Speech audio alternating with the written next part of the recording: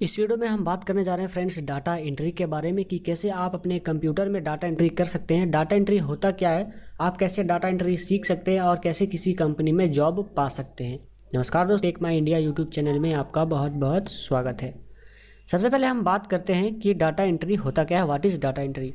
तो data entry का simple मतलब है किसी डाटा को कंप्यूटर में डालना, यानी कि उसको एंटर करना, जैसे कि आप नाम से ही पता कर सकते हैं।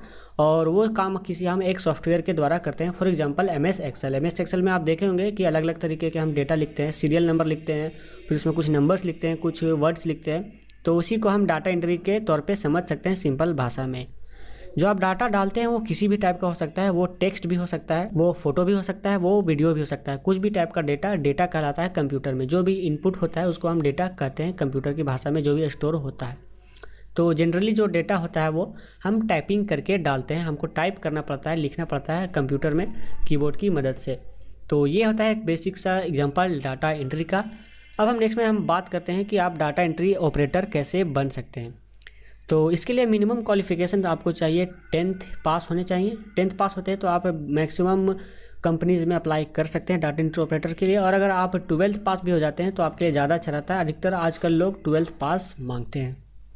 बात करें अगर आपको टाइपिंग की, तो आपको हिंदी या इंग्लिश कम से कम दोनों में से एक लैंग्वेज में आपको टाइपिंग आनी चाहिए। अगर आपको दोनों में आती है तो आपको अच्छी बात है, आपकी मेरिट लिस्ट अच्छी बनती है। और जो आपको टाइपिंग आनी चाहिए वो 35 वर्ड्स पर मिनट से ज़्यादा क्या होनी चाहिए। मिनिमम आपकी टाइपिंग स्पीड 35 वर्ड पर मिनट होनी चाहिए। नेक्स्ट में हम बात करते हैं लैंग्वेज की नॉलेज की। तो आपको हिंदी इंग्लिश ये दोनों लैंग्वेजेस आने चाहिए अच्छी तरीके से, क्योंकि आपको अलग अलग लैंग्वेज की डेटा मिलती है, उसको आपको कन्वर्ट करना पड़ता है और कंप्यूटर में डालना पड़ता है। तो दोनों लैंग्वेज अगर मैं पकड़ आपकी अगर अच्छी है तो आपके लिए अच्छी बात होती है। और एक आखिरी चीज़ जो आपके पास होनी चाहिए वो है कंप्यूटर की बेसिक नॉलेज, क्योंकि आपको सारे काम जो है कंप्यूटर्स पे करने पड़ते हैं। तो आपके कंप्यूटर को बेसिक ऑपरेशंस आने चाहिए, कैसे आपको कंप्यूटर यूज करना है। और बेसिक सॉफ्टवेयर जैसे कि MS Word, MS Excel, MS Access और MS पावर पॉइंट, ये सारी चीज़ें आपको चलानी आनी चाहिए।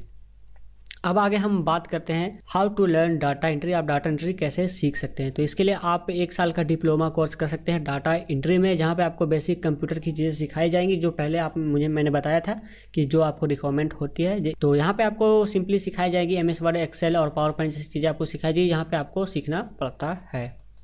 नेक्स्ट में हम बात करते हैं कि टाइप्स ऑफ डाटा एंट्री, कितने टाइप्स ऑफ डाटा एंट्री होते हैं, कितने तरह की डाटा हम एंट्री करते हैं। सबसे पहला आता है फॉर्म फिलिंग डाटा एंट्री, जिसमें हमको जनरली फॉर्म्स को फिलअप करना होता है और भरना होता है अलग अलग तरीके की, और जिसमें हमको टाइपिंग स्पीड अच्छी मांगती है। दूसरा है सॉफ्टवेयर डाटा एंट्री, जिसमें हम किसी सॉफ्टवेयर का यूज करते हैं, फॉर एग्जांपल MS एक्सेल या फिर MS वर्ड, जिसमें हमको लिखना होता है कोई भी रॉ डेटा जो कागज़ में लिखा हुआ है उसको कंप्यूटर में इंटर करना पड़ता है, उसमें डालना पड़ता है, उसका डाटाबेस बनाना पड़ता है, फाइल्स बनानी पड़ती है। तो ये होता है सॉफ्टवेयर डाटा एंट्री। और जो लास्ट में हमारा बचा है PDF डाटा एंट्री, इसमें अभी हम किसी PDF को पढ़ते हैं, उसको एनालाइज करते हैं, उसको हम किसी सॉफ्टवेयर में उसके डेटा को एंटर करते हैं, या फिर आप किसी रॉ जो कॉपी में लिखा होता है जैसे कि कोई फिजिकल कॉपी में लिखा होता है, उसको हम PDF के तौर पे कंप्यूटर में एंटर करके PDF फाइल बनाते हैं। तो ये होता है PDF डाटा एंट्री ऑपरेटर का काम, और ये तीनों मेनली होते हैं डाटा एंट्री। तो ये था मेरा छोटा सा वीडियो कि डाटा एंट्री होता क्या है और डाटा एंट्री आप कैसे कर सकते हैं, कैसे सीख सकते हैं और अपने कंप्यूटर में डाटा एंट्री कर सकते हैं। उम्मीद करता हूँ वीडियो आपको पसंद आएगी और आपके काम की होगी। अगर वीडियो आपको अच्छी लगी है तो इसे लाइक कर दीजिए, शेयर कर दीजिए अपने दोस्तों के साथ फेसबुक व्हाट्सएप ग्रुप में, और ऐसी वीडियो में लाते रहता हूँ तो मेरे चैनल को आप सब्सक्राइब कर सकते हैं। फिलहाल के लेते हैं फ्रेंड्स, मिलता हूँ अगली वीडियो में, तब तक के लिए बाय।